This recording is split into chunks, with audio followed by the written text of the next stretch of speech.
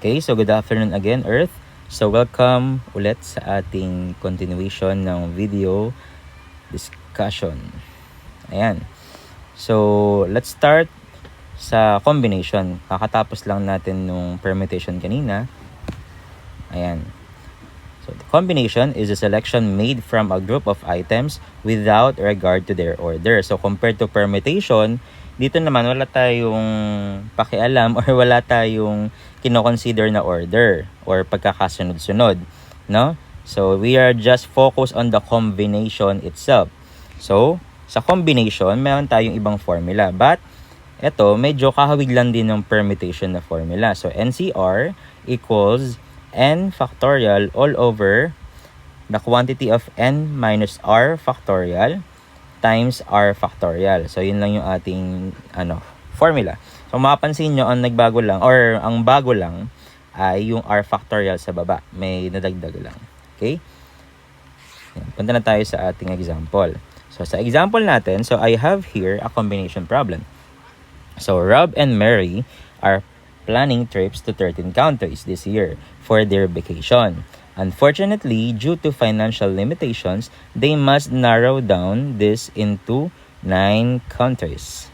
So they are deciding which countries to skip. How many possible sets of 9 countries can they form for their vacation plan? So dito, mahilinaw ang problema.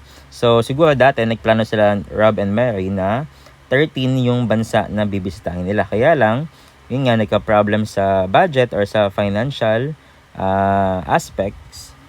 Ang nangyari, 9 na lang yung kailangan or 9 na lang yung kaya nilang mabisita. So dito maliwanag na ang gagawin natin dito ay 13 countries. Okay, so since combination na tayo, yun na yung ating gagamitin. Okay, so letter C. And then, ilan yung pipiliin natin out of 13? So we have 9. Okay, so kung maalala natin, kaya combination ang gagamitin natin dito. Okay, so baka kasi maalala nyo lang siya kasi nasa discussion tayo ng combination. So in the exam, wala nakalagay doon kung combination or permutation. So it's just how you are going to understand the problem itself. So ito, tulungan ko na lang kayo, no? Tulungan ko na lang kayo sa paghanap ng tips or ng hints. Ito, kung babasahin natin, kailangan lang naman nilang pumili ng 9 na bansa out of 13. So wala namang sinabi dito na kailangan nila ito yung unang bansa, ito yung pangalawa, ito yung pangatlo. So they just have to form, ayan, makikita nyo, ayan, sets. How many possible sets of 9 countries? Okay, so wala sinabi dito kung ano yung una nilang bibisitahin. Gusto nilang pumili ng 9 na bansa. Okay, so combination to. So this is 13, combination of 13 countries, taken 9 at a time. So ulit, ano siya babasahin? This is the combination of 13 countries taken 9 at a time. So this is equals to 13 factorial or n factorial base sa formula kanina, and then n minus r, that is 13 minus 9, that is 4 factorial, and then after that, that is 9 factorial. Okay, sige. Pakita ko ulit yung formula para mas maalala nyo. Okay, again, this is n factorial over n minus r, then r factorial. Ayan.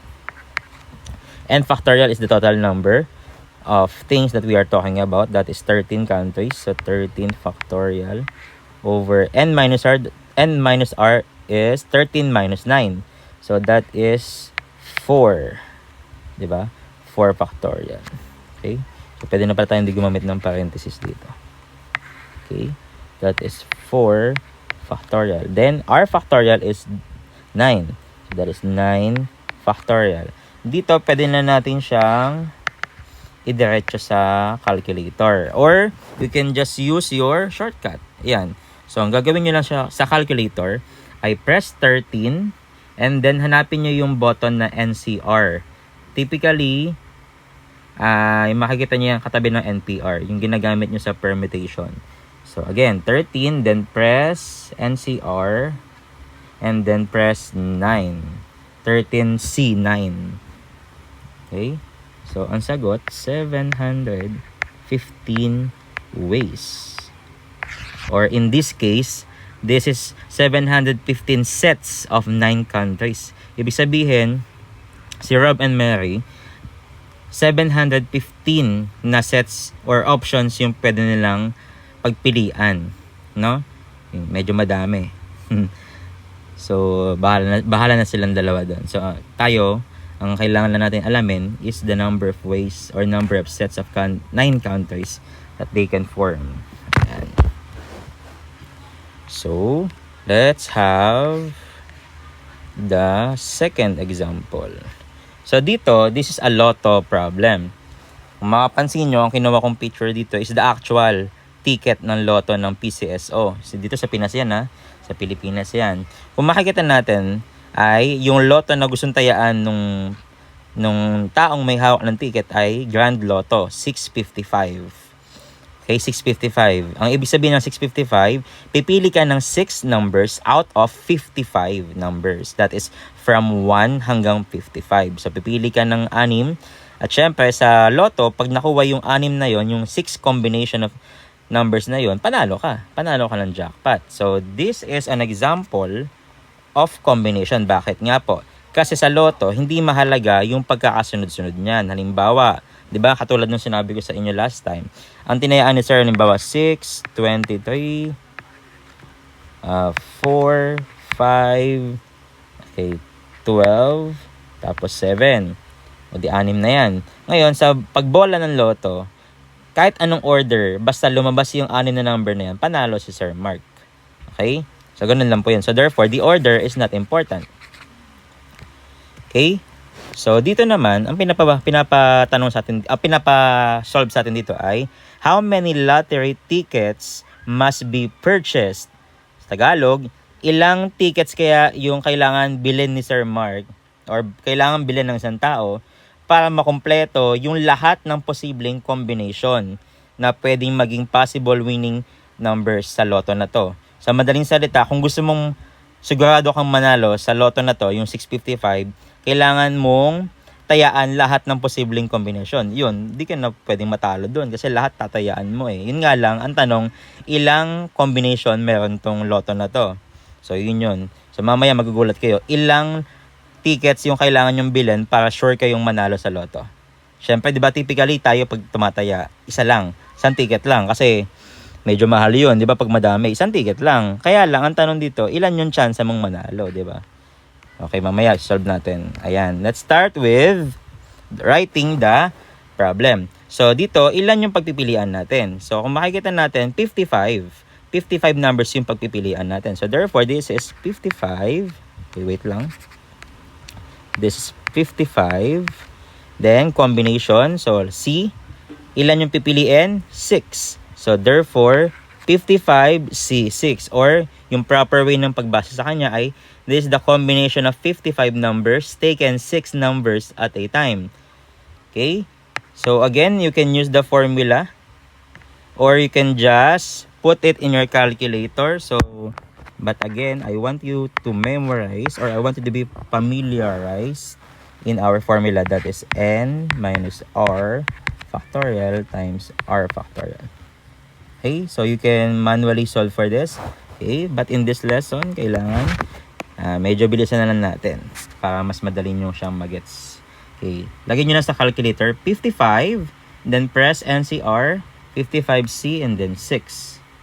Okay, ang nakuha ay 28,989,675 ways. Or in this context, tickets. Ganon kadaming tickets yung kailangan mong bilhin para sure win ka? 28,989,675 ways. Ganon kadami. So, ibig sabihin, kung bibili ka ng isang ticket, tataya ka sa loto, isa lang bibilin mo, ilan yung chance mong manalo doon? Di ibig sabihin, 1 out of this, di ba? Kasi isa lang yung ticket na binili mo eh. Kahit sabihin mo, sige, para sure, pero para medyo tumaas yung chance ako, bibili ako ng 5 tickets. Okay? Bili ako ng 5 kaya para medyo tumaas yung chance akong manalo sa loto. 5 tickets out of 28,989,675. 'Di ba? Maliit pa rin yung chance mong manalo. Kaya nga 'di ba? Halos mahimatay na yung tao pag nanalo sa loto kasi gantong kaliit yung chance manalo sa isang loto. Take note, 655 lang yan, no? Meron pang mas higher dyan sa loto. Meron yata 659 eh. 'Di ba? Mas maliit yung chance ang manalo doon. Okay? But that's the real life application of combination. Okay? So, ganun pa man, tanggalin ko lang to. Baka maisama nyo. Dito lang yung pinag-usapan natin. Ayan. Okay, so that's all. So, paki-review itong video and good luck sa inyong exam. Hopefully, ay makapagsagot kayo ng maayos and good luck sa inyong lahat. Thank you sa pakikinig and have a happy weekend.